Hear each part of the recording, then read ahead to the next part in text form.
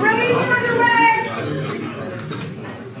How good is that food? Oh, it smells good.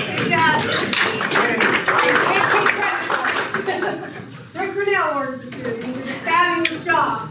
And so I can't take credit for it, but I'm just enjoying it. My name's Sydney Hay with Amigos. And so Rick Grinnell can't be here today, and he usually MCs these events. He's had a family emergency out of state, so he won't be with us today. And I'm a very poor substitute because I don't know a single Irish joke. Oh, recording. Oh, dear. I'm going to be recorded, too. Anyway, welcome. So, as always, we want to know who's here. We want you to know each other. We are a mining industry family. So, the most important thing that we do is introduce ourselves. So, we'll start with the back row, and we'll go down, and everybody say who you are and who you're with. Fred Naparati with Nino and more. Alex Moxley, FEMA Jake, that is President of the Construction Career Days. It's a mouthful of food. Okay, we're Mo Ganders, K&G Construction, and also here with the Southern Arizona Construction Career Days. Matt Niermeyer, K&G Construction. Dan James with Baggett Construction.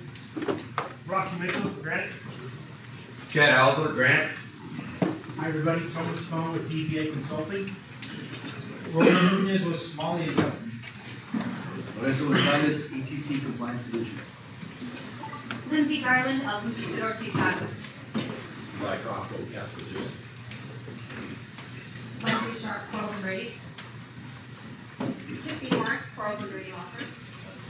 Eric Zeit with Nino and more. We provide geotechnical, environmental, and materials construction solutions. Bridgestone with horsepower. Screw on the line, Bridgestone horsepower. Brian Chavez, Access Recruiting Solutions. Mike Renato, Access Recruiting. Jason Graywash, Foothills Bank. Denise Ernst, Disco Industries. Maggie Mozingo, Precision Tool, current sitting president for ACT. Chris Pettigana, Marriott Hotels. Teresa McKenzie with the Tucson Marriott University Parker Sound. James Delpore, Marco Crane, and Marty Equipment. Trace Larson, Brentag Pacific. Larry Weber, Redbird Tire. Steve Weissman, Western Cast Parts. Tony Kajani, Revolution Industrial. Brian Green with Green Tanner Industrial, PTI Electric. Russ Carr with Green Tanner Industrial. Kevin Gillette, first meeting, UA Tech Parts. Our brand new Amigos member, yesterday. Chuck Groovy with the International Brotherhood of Electrical Workers, Local 57.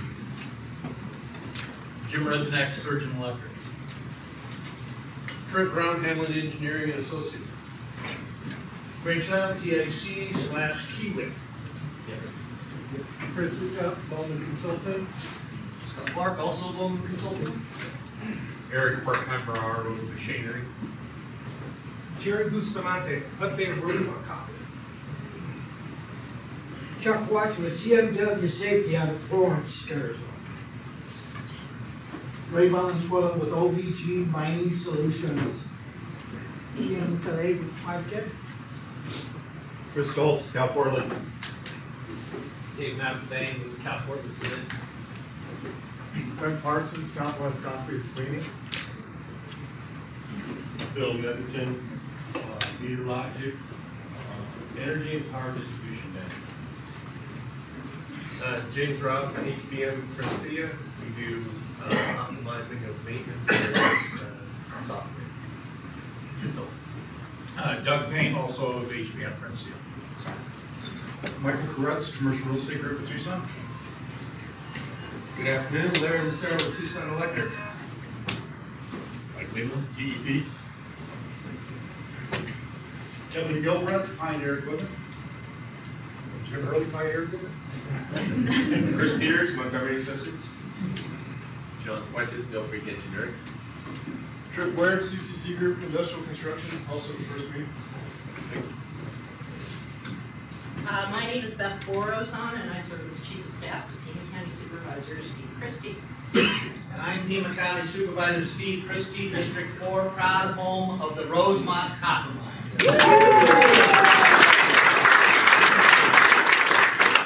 I'm Randy Harris with Western Technologies. Larry Dykers, Tri-Minerals Operation. Bob Metz, Professional Minerals Development. I'm Aaron Meyer with Whiting, we're a drilling service provider in your division of granite construction. I'm Jason Smith with International Directional Services. We do directional drilling and borehole surveys. Matt Bingham with Hud Bay Rosemont Copper. Good morning, Nancy Kaiser, Hud Bay Rosemont Copper. David Blanchett, NAI Horizon Industrial Services. Carmen Riley with Darling Geomatics. Mary Darling, Darling Geomatics, the high-tech survey company for mining. Mick Kimberly, GR Engineering. Rod Davis, Premier Building Group. Leroy Watson, Premier Building Group. Alberto Bennett, Entry Engineering. Javier Moncada, Entry Engineer. I'm Nikki Blake with Pima Association of Governments. My name is Ed Ackerley, and I was here last time, and I got 5,200 signatures, the most of any candidate for mayor of the city of Tucson, so I want to thank you for those people that signed. Rick asked me to tell you that at the last Democrat debate, they asked the question, are you in favor of Rosemont Mine? And 1, 2, 3 Democrats said no, emphatically. So I have envelopes here and cards if you want to make a $10 donation. Ed Ackerley running for mayor of the city. You don't even have to be in Tucson to give me a $10 donation.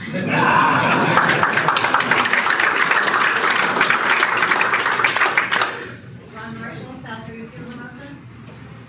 Mónica Salguero, Azarco Grupo México. Tom Aldridge, G3 Strategies, also a Amigo board member and the executive director of the Mining Foundation Southwest. Carson Richardson, Arizona Geological Survey. Stacy Gramazio with Florence Copper. And Sarah McCurran, Recurrent Compliance. Thank you all. I think there was one latecomer that just came in without introducing himself. There you are. Dustin Enquil, I work for Hammond Engineering. Nice to have you. Give yourselves a big hand. We have the. So without further ado, we will jump right into our speakers. And up first, Mindy Blake, Pima Association of Governments. Thanks for being here. I'll set that up. Oh, and while he's setting that up, I'll just say I couldn't find the bucket, but I found a bag. So we adapt. So if you haven't paid for lunch, if you ate lunch, as the bag rolls around, you can drop $40 in there, okay? Here it comes.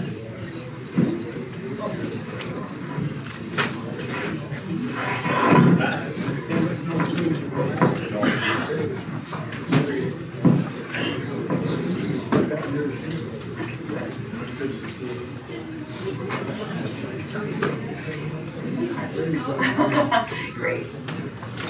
Thank you so much.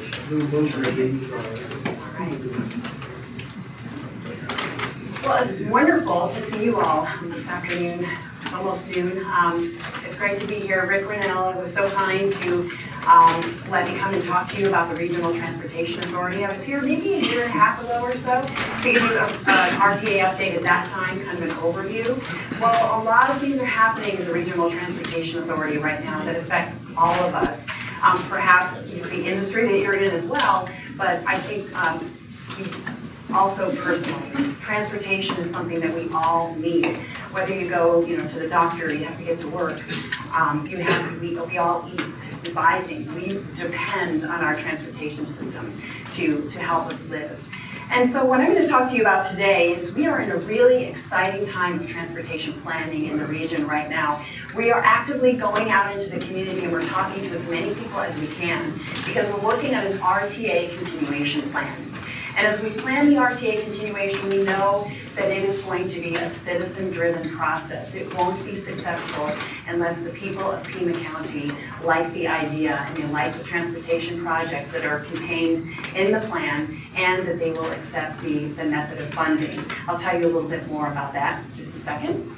Just a little bit of background on the Regional Transportation Authority. The RTA is a political subdivision created under state law. It's funded through a special taxing district with a mission to deliver transportation projects that increase our mobility, our economic vitality, and our safety. It's not the city and it's not the county. It's an independent governing body. Pima County voters approved the 20-year plan in 2006. They also approved a half-cent sales tax to pay for the transportation investments contained in the plan. The RTA is managed by an independent board. There is one board member for each jurisdiction in the county. Typically, it is the top elected official of that jurisdiction. So the mayor of the city of Tucson, the mayor of Sahuarita, the mayor of Oro Valley, Marana, and so on. And they work together with the community at large to deliver transportation projects that help all of us get around. It truly is a multimodal plan. The RTA is solely responsible for the delivery of the projects. The jurisdictions actually manage the project. So if it's a project within the city of Tucson, you'll see the city of Tucson managing that project, and same for the other jurisdictions. The RTA has completed more than 840 projects to date, and this is in eastern Pima County, since the formation of the RTA plan and the acceptance of it in 2006. And that includes intersection improvements, pedestrian crossings, bus pullouts, expanded transit into areas that didn't have transit before, sidewalks, bike lanes.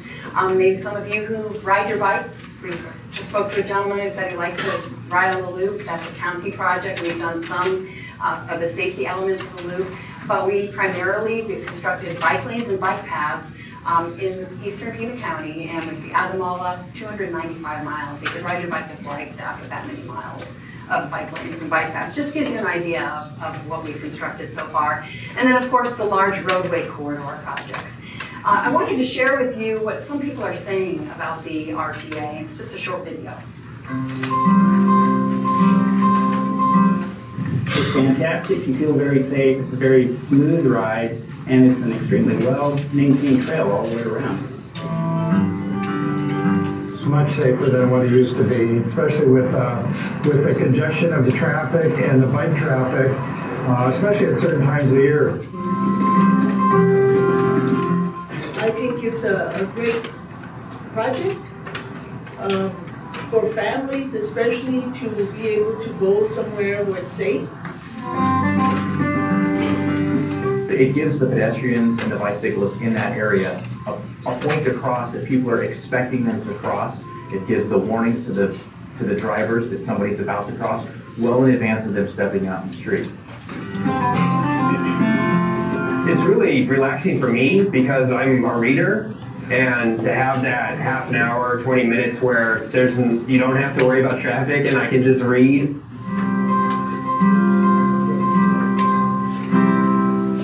Of course, that's taking the bus. I have to share just a quick story with you this morning. I take an express bus in from the northwest side of town, and the gentleman sitting in front of me was knitting.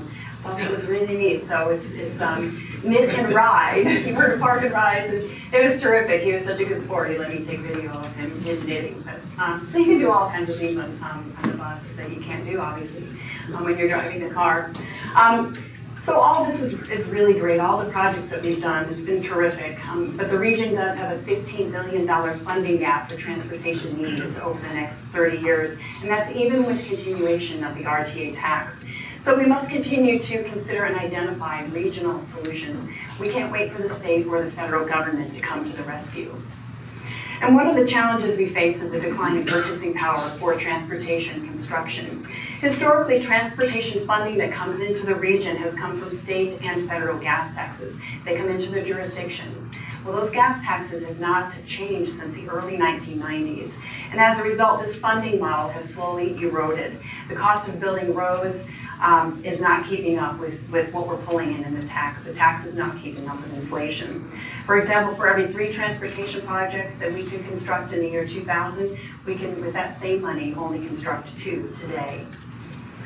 But the gas tax is only one funding source that comes into the regions. There are other sources, but they come with strings attached as to how we can use that money. Senior Transportation Planner Nathan Barrett, he works at Pima Association of Governments, talks about how RTA funding gives us the most flexibility. I have another quick video to show you. We have here on the table a representation of the average annual transportation revenues that our region receives. Each box represents $10 million. As you can see, the RTA represents the largest single funder of transportation in our region. It's also the most flexible, as I'll demonstrate. Federal transit dollars can only be used on transit projects. Federal highway dollars are generally used on roadways. Regional HERF dollars come from a variety of state transportation funds, but can only be used on roadways, with a smaller amount being limited to be used on highways and interstates. ADOT dollars are a mixture of federal and state transportation funds, but can only be used on interstates and highways. The way we use our RTA dollars, however, have been defined by you and your neighbors. In 2006, voters approved a transportation plan that defines how we use these dollars. As we look to the future and the continuation of the RTA plan, the versatility and flexibility that we have in defining how these dollars are used is unmatched by any other funding source. Because of the sheer quantity of RTA dollars that we receive and their flexibility, this is a key component in delivering quality transportation to our region. The current RTA plan and sales tax is set to expire in June of 2026. And while that may seem a long way off, we know that establishing a new 20-year transportation plan that would come after 2026 is going to take some time. And we've already had the first group of citizens come on board to start that process. And we will ask you for your input. This is what we did when we developed the current plan that we're in now, that voters approved in 2006. We'll be coming back to you so that you can weigh in on what you think that our vision should be for transportation in the future. And as we look to the future, what do we need to have an achievable transportation plan that serves all of our needs in Pima County? Well, those are some questions that we put to a few of the people who were involved in the current plan.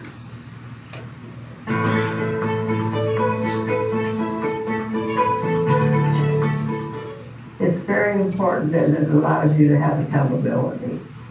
The people want to know what it is. It's their money, what their money is going for, and that it will accomplish the purpose.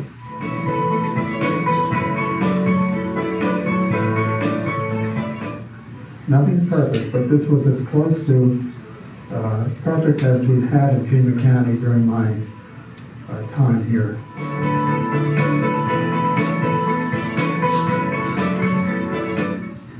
I think moving forward, there will be no other way than that cooperation and that unity, because we need to focus on what unites us all, not what divides us all.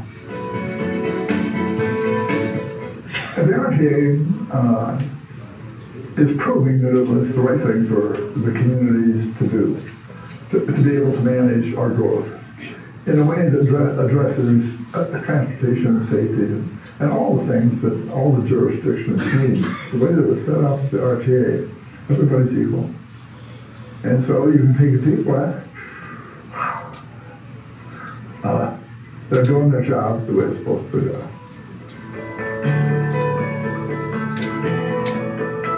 RTA has a proven history on its side. The process of a continuation has already started by getting the first group of citizens involved. We expect the process will take 24 to 30 months to the election. And the conversation will include how to best meet our region's transportation needs.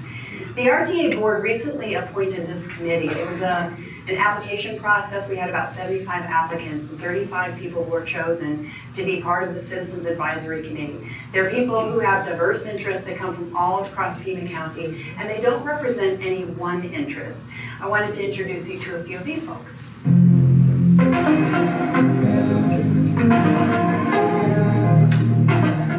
Our prosperity depends on our ability to collaborate and to work together for, a big goal. I truly believe that we need to work together to build a better transportation structure. We as citizens of the community have a need to make our voices and our opinions heard. So, and I'm one person, but I definitely want to make sure that all the residents also feel like they're being heard as well. It's important to me as a citizen and also as a business owner that we listen to our community and assist them in creating a better life. I learned many years ago that transportation is a really important facet of the quality of life. Transportation is at the heart of a livable and smart community, and people deal with it every day, whether they're driving their own car, or they're using the bus system, or some other mode of transportation. Their ability to live their lives is impacted by this every single day. So just a few members of the Citizens Advisory Committee, their next meeting is July 8th, and we invite you to come to the meetings. They're open to the public.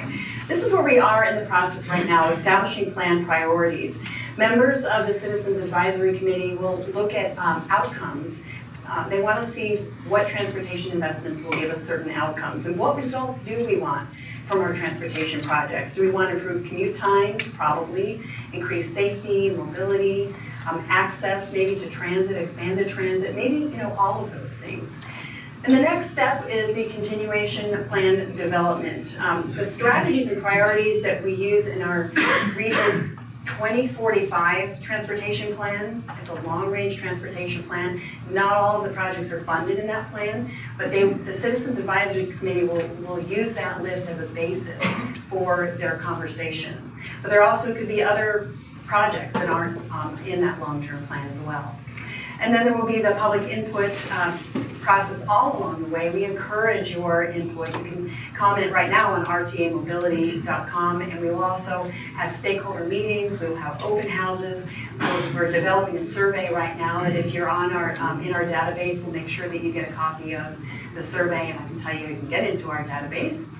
And then the next step would be the plan review. After public input, the elected bodies of the local governments will actually look at the plan and endorse it.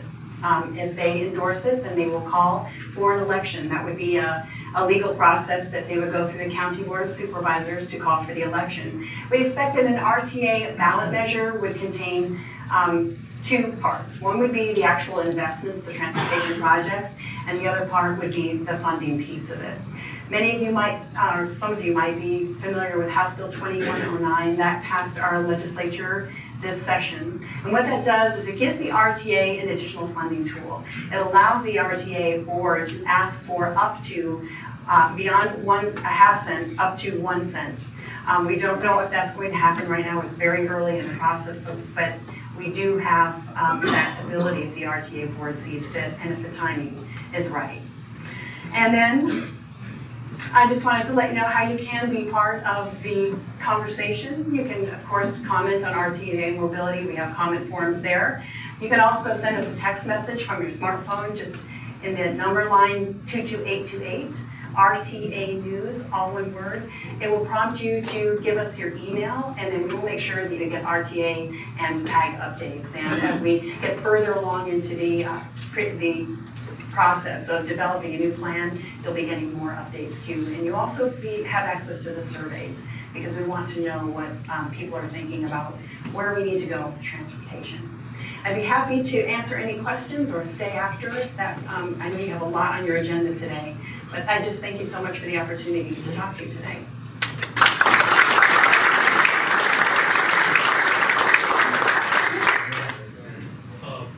Mindy, how is the current infrastructure maintenance funded? Maintenance is a responsibility of the individual jurisdictions. So if it's the city of Tucson, the road must be maintained by the city of Tucson. RTA does not have maintenance in the plan right now. Has anybody, who's running this program to expand it further, while at the same time running out of dollars to do it? It seems to me as part of the big reason why this is going on. Has anybody studied what it's going to cost to maintain the existing infrastructure and then an expansion on top of that? I'm sure that the jurisdictions are aware of what their costs are in relation to maintenance. And I can tell you that there have been some conversations in the committee about including maintenance in another plan. Maintenance, back when they, and you commented, back when they approved the plan, back in 2004, 2005, when we were discussing it, just like the Citizens Advisory Committee is working on the new plan for the next RTA. Maintenance wasn't an issue, and people who were on that committee will tell you that it was not an issue at the time.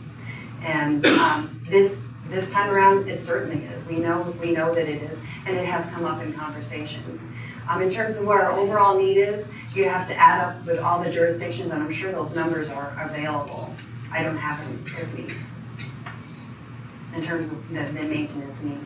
To what extent are the revenue generating parts of this RTA expansion contributing to getting the cost down to where they're managing?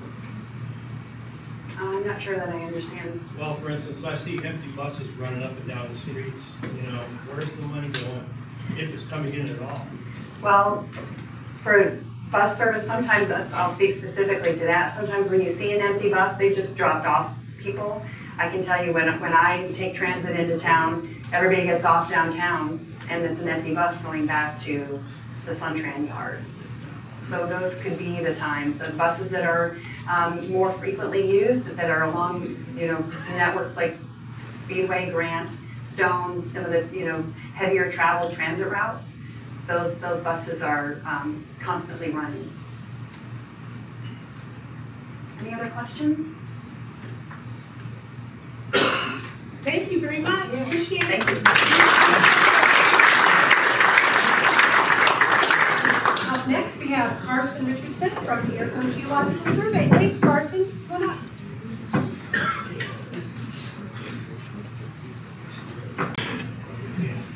Well, thank you everyone for having me. I'm Carson Richardson, economic geologist with the Arizona Geological Survey. This past year, we conducted an economic assessment of the value of the survey for the state of Arizona. As you might be aware of, in 2016, the survey transferred from being an independent state agency to being part of the University of Arizona. During that transition, there were some questions about funding because as part of that transition, the state government at the time thought the university would absorb our costs. The university felt that spending tuition dollars on a group of people that are not involved in education was not the most prudent use of those dollars. And so there was some confusion and uncertainty about the future of the Arizona Geological Survey. When we were defending ourselves during that time, we could provide qualitative data about what the value is of our contribution to the state, but we couldn't say what is our value, what's the return on investment for supporting the survey. So this past spring, we conducted our first assessment, and it was done primarily by these 4 master's students at the Eller College of Management at the University of Arizona. And our objectives were 1, to show that we are worth value that's spent on us. 2, figure out what the individual impacts of our actions are. So in terms of our reports, our mapping, our data, what is that value at? And then which areas can we improve on, and which ones do people really enjoy, and then we should highlight moving forward.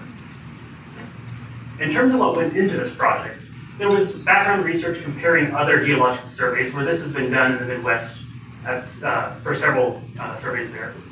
Then comparing us against also some of our sister surveys in the nearby states, excluding California, because they're different views. There was a survey that got sent out earlier this year that some of you might have filled out. And what was really shocking was that 170 responses didn't seem like a lot, but apparently for surveys like this was an astounding number where normally no one bothers answering these big school goals. Some of those got built up or continued on into the in-person user interviews. And then we provided about a week of data or so from our websites, which is about 28,000 page views.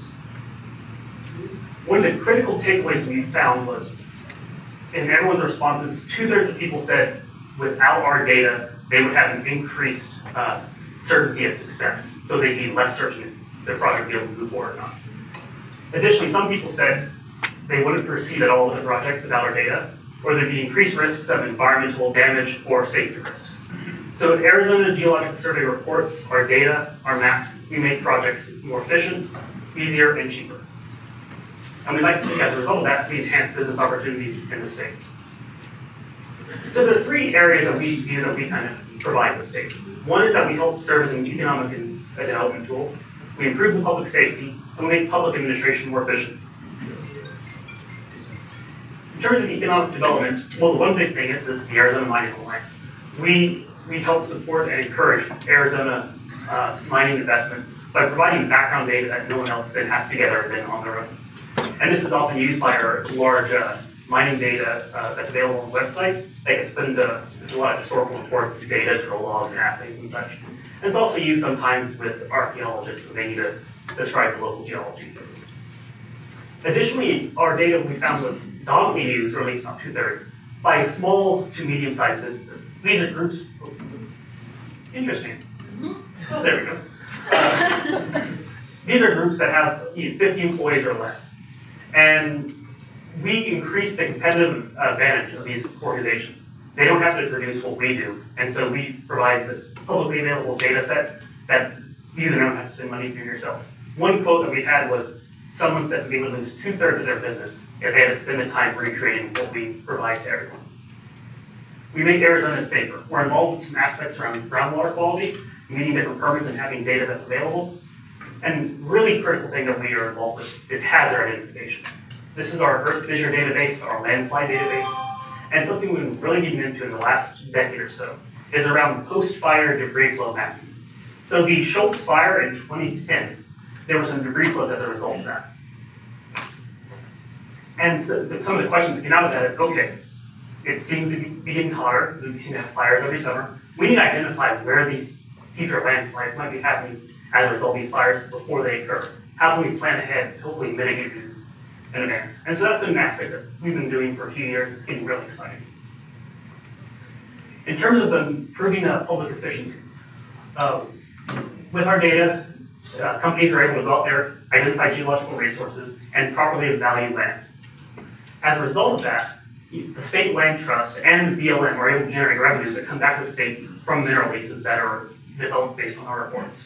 We've been heavily involved with the Aggregate Protection Act of 2010 or 2011 and a recent update to it, where we now provide data to planning, governmental planning agencies, where they then can know where are current mines and resources, where should we expect our future resources to be, and let's not put a housing development on top of anything first. We've been involved with some issues around water resources and assuring that groundwater is available. And a real result of that is we've discovered a lot of people view us as an impartial party. We're not out there to make any money, and so if we can come into a place where other people might be viewed as having a potential bias, well, we do not, because we don't think a profit off the product. And some of these aspects have been around water rights, aggregates, and earth fissures. So I'm about to show you the actual number here. It's a result of the survey data and the web traffic data, and it's a cost avoidance number. So essentially what it is the numbers say this is how much we'd have to spend every year if we got rid of the survey. What we found, and it's in 5 categories, our map data saves the state of Arizona about $20 million a year. Or, sorry, mining data. Our map data saves about $7 million.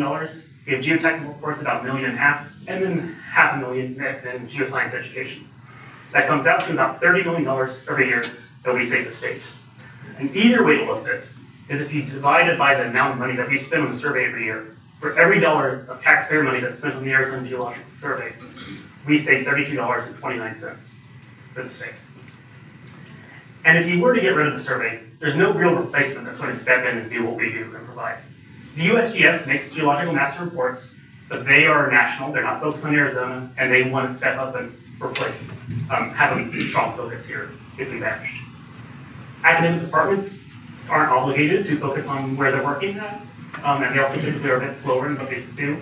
The Arizona Department of Water Resources is interested in hydrology, not all of geology, so they'd be very limited in their scope. And the private sector, yes, there's a lot of overlap there, but you're at a competitive disadvantage if everything you produce you then release and hand off to everyone else. It wouldn't make sense for that to happen.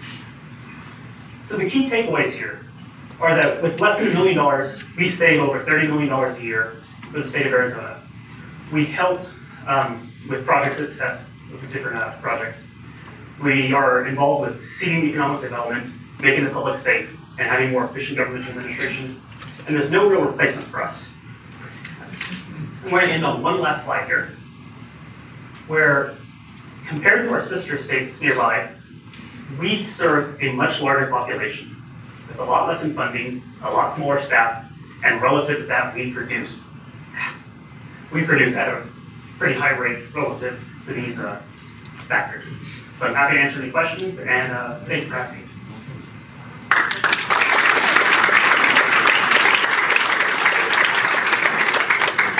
Questions?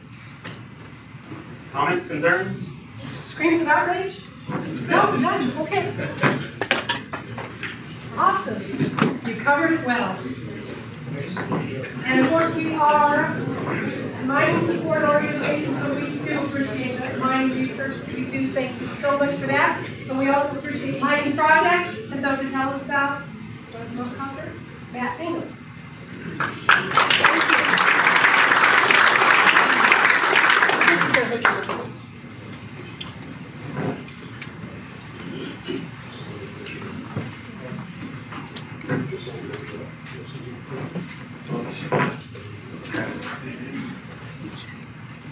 So do you have the clicker? Okay. Hi everyone, my name is Matt Bingham. I'm in-house counsel with Rosemont Copper. And Rick asked me to talk about the litigation that's going on. It's been in the news a lot. I actually spoke about this at the April meeting, but there have been some developments, so I'm going to give a very quick update. At the beginning of every presentation we give, we have to include 2 pages of disclaimers. Jerry said he always blames it on attorneys, but I'm going to blame it on the attorneys in corporate in Toronto. What this basically says is if I do make predictions about the future, they could actually be wrong. So, to the extent you are considering a major investment in Hudbay stock, just understand I can't predict the future. I don't actually plan to give many predictions, but we covered that. Okay.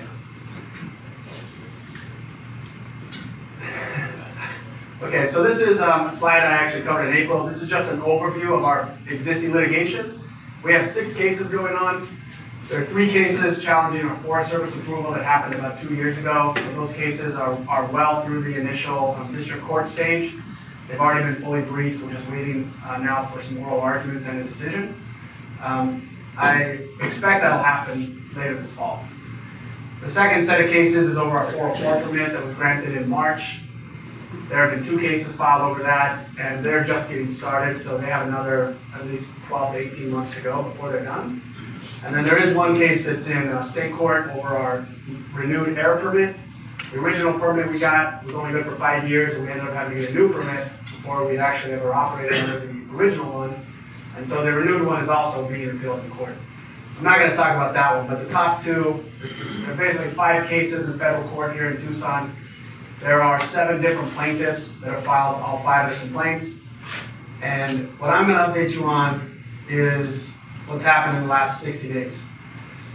And some of this has been covered in the paper to varying degrees of accuracy, but it's a pretty recent development. On May 8th, we provided all the parties to the case a 30-day notice that we intended to begin construction. So we're now past that, so we're now past that period that we told them when we planned on starting. This isn't a requirement of any of our permits or of the court, but in order to avoid the plaintiffs, or to prevent them from panicking and filing a motion before we were ready, we told them we'd give them 30 days notice before we actually started construction so that we have time to address a preliminary injunction if that was necessary.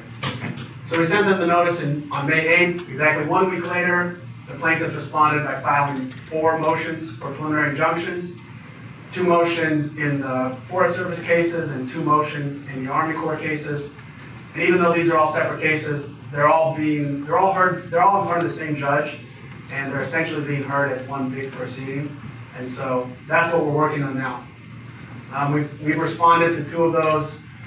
We are working on our responses to the other 2, and the arguments over those motions will be done on July 5th. And we have oral arguments scheduled for July 10th. But that is just if the judge wants to have them. If there's something that he wants more information about that's not addressed in the briefs, then we'll have the argument on the 10th. The important part is that we should have a decision on these injunctions sometime in the second half of July. So sometime soon after that hearing on July 10th till the end of July, there will almost definitely be a decision on these 4 motions. So that's going to be the next big news that you read about. This is my last slide. Just a little bit about injunctions. In general, these cases, we feel very good about them, considering all the work that's gone into these. You know, when the plaintiffs are in court trying to argue that something else needs to be studied or that there needs to be more analysis, I think it's a hard argument to make when you look at the amount of work that was done and how carefully the agencies considered every aspect of our project and of the permits. So overall, the cases, I think we feel very good about the cases. The injunctions are a little bit different because, like I said, preliminary injunctions are a tool that the court can use to make sure that all of the activity isn't finished by the time he makes a decision. And so if the judge has any doubt in his mind about how the case is going to come out, it's tempting to want to put an injunction in place to make sure that those impacts don't happen until he's able to decide the case. So, contrary to a recent article that said this decision was going to determine the fate of the mine, it's really not that dramatic. The worst case scenario for us is that a preliminary injunction will be put in place until the case is decided. So in our case, that's worst case is 12 to 18 months. Obviously, we don't expect that to happen, and I think from a legal analysis perspective, I don't think it should happen. But that's the worst case. It's not going to stop the mine. It would simply mean that we couldn't do certain activity until the case is decided. So I've got a little bit of legal information here if anyone is doing a night school and getting ready for the bar. But for an injunction, the key elements are really the judge has to believe that plaintiffs are ultimately going to win the case. And secondly, that they're going to suffer some type of irreparable harm that can't be corrected by a check or by money later on. And so that's what we're arguing about right now. Like I said, we're expecting a decision second half of July. So stay tuned. That's all I have. I'm happy to take questions. Uh-oh. Not to worry, Matt. Give us an idea what the amount of legal fees are involved in a procedure like this? We should have brought my CFO. They're very large. And these cases started in 2017. On our side, we've got to be over $1 million by now. I mean, this is 5 different lawsuits and literally teams of lawyers working on motions that are 50, 60 pages long. That's just our side of it. The federal government also has lawyers from the Department of Justice. They have at least 3 or 4 lawyers that are working almost full time on these cases. And the plaintiffs, most of the plaintiffs' lawyers are actually pro bono law firms. They're not getting paid. They're either employees. So one of the plaintiffs is Center for Biological Diversity. They have employees on staff. The other 2, or all the rest of the plaintiffs are represented by pro bono law firms that look for cases that they want to handle, and they don't charge. So the plaintiffs actually are paying next to nothing. But for us, it's substantial. And this is just the beginning. I mean, the Forest Service cases have been going on for about 2 years. But between the 2 sets of cases and the appeals and remands and who knows where this will go, it'll keep going on for a long time. Hey, Matt. Rick Grinnell recently appeared on PBS, agreed to name the program. Yep. How did you guys think he did? I did great. Yeah. We appreciate Rick. I mean, he's a very good spokesman and supporter for us in the community. We are trying to be more proactive ourselves and to have our own messaging and be more active about that. We've been very quiet over the last few years as we tried to let the agencies finish their permitting. But we are going to start being much more proactive on public relations and messaging and interviews. We've already started granting interviews, which we did almost none of that for the last 4 years. So you're going to see a lot more from us directly. But yeah, Rick did a great job. And Rick, I mean, he makes comments all the time. I mean, he calls into talk radio. He's always there monitoring and commenting. And yeah, he's a great advocate for us. Any other questions? Thanks. Oh, one more. Do you have any idea at all when you might be able to start really opening the mine up and starting the actual production? Yeah, I mean, we have our current schedule. This is something I talked about at the last meeting, but all of this litigation, unless there's a decision from the judge that requires us to stop, then the litigation is just background because it doesn't affect us. So we have a project scheduled. We're actually starting initial groundbreaking work next week.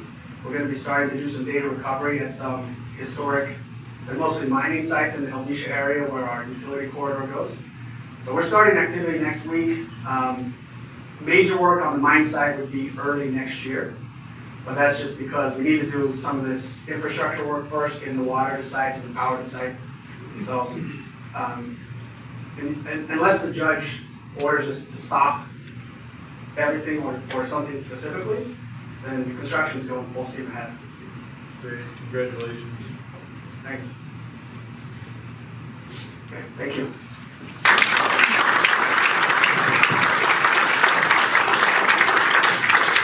Well, I think that last statement really needs a big cheer from everybody. One more cheer. Thank you, Matt, very, very much. So another project that deserves a great cheer is about to be presented by Stacy Camacio of Florence Copper. Stacy, thank you.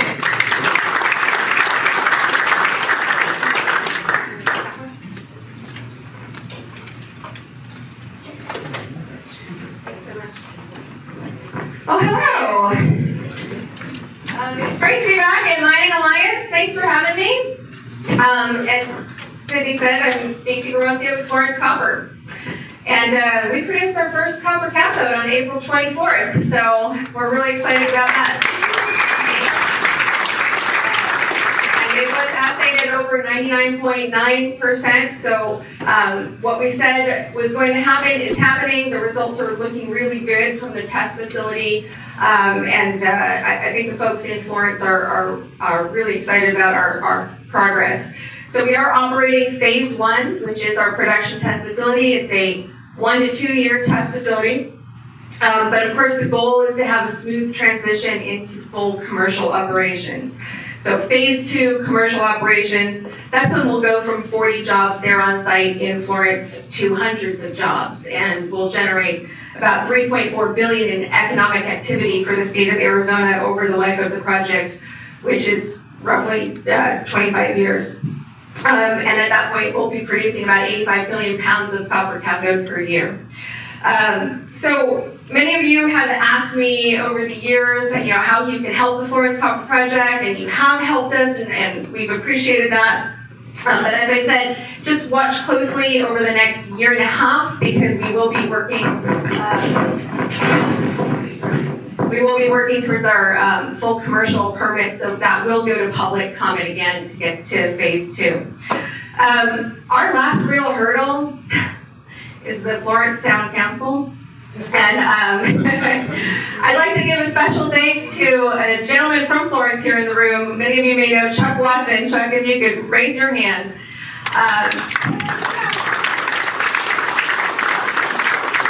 We thank our lucky stars for residents like Chuck in the town of Florence. And I think Chuck may have started a movement at the last council meeting, because he did speak in support of the Florence Copper Project. And I've been told that there's about 30 more people going on Monday to speak, Chuck. So if you want to attend that one, you really started something there, because I think that the folks in Florence are starting to realize that this town council wasted a lot of their money, and it's something that can happen to other projects as well. So please watch that closely, because this council, I think they were taken advantage of, quite honestly, by outside influences who encouraged them to go outside their area of responsibility. So you may have read recently about the project. We were successful in what's called our legal non-conforming use case, which was basically the town of Florence was trying to say that we did not have the right to mine on our property, a property that was a mining property for decades. And the town of Florence has been ordered to pay us $1.7 million. So it's unfortunate for the people of the town of Florence, because they really are the victims in this. So I guess what I'm saying is if you know anyone besides Chuck in Florence who would like to start attending and paying attention, we really need the people of the town of Florence to start to have their voices heard, because we have a tremendous amount of support for this project in Florence and throughout the state. And I think that we really need to make the message clear to the Florence Town Council. So that being said, I'm happy to answer any questions that you may have about Florence Copper and where we are today. I'm breathing heavily, sorry. Hi, everyone. Yes. Well, first of all, I was excited to get my picture taken with that first copper cathode. It was very fun. You can address the cost of litigation. These are tax dollars that's been spent to fight against this project, and they wasted how many millions of taxpayer dollars for a small community like Florence? Well, there's been multiple litigations occurring. So when it comes to this biggest case, and that's in the order from the judges, the town did admit during that process that they spent at least 1.5 million of taxpayer dollars, and now they are ordered to pay us over 1.7 million. Now that's just one case. There was also the litigation where they were constantly appealing our permits. And mind you, this is a solid project with really stringent permits. With some of you I see nodding, you follow the project. You know they're really stringent permits that we have with EPA and ADEQ. So they were ordered to pay us and ADEQ for that. And this is a risk that the town of Florence knew all along. And again, it's unfortunate for the people of Florence, but I just hope that we get to the point now where we turn things around. And I think we're getting there, so. Yeah, thank you. No problem, thank you. Any other questions about us? Okay, make sure you thank Chuck Watson on your way out, because he's the person who, and he does ocean training, but he's the guy who's really had some good influence in Florence, and we thank him. Chuck, stand up.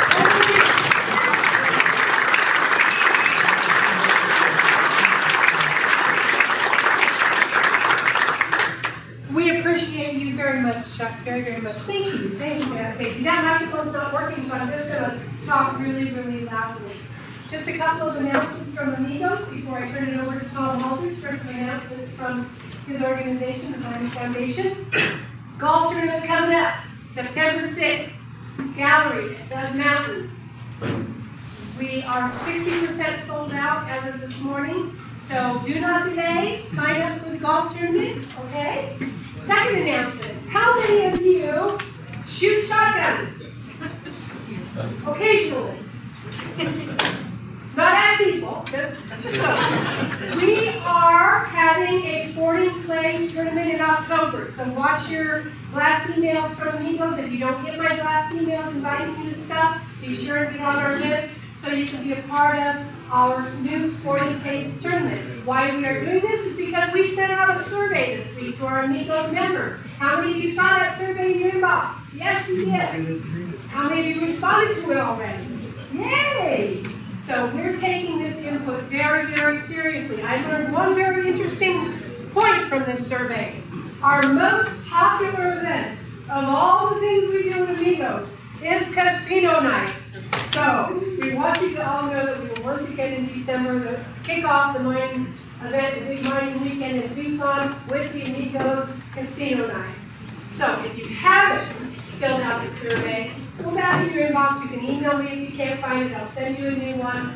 We just want all the input that we can get so that every single one of the things that we do at Amigos is good for your business, is best for the mines. So fill out the survey if you haven't filled it out yet. And that is the Amigos announcement. So Tom Aldridge, it's up to you.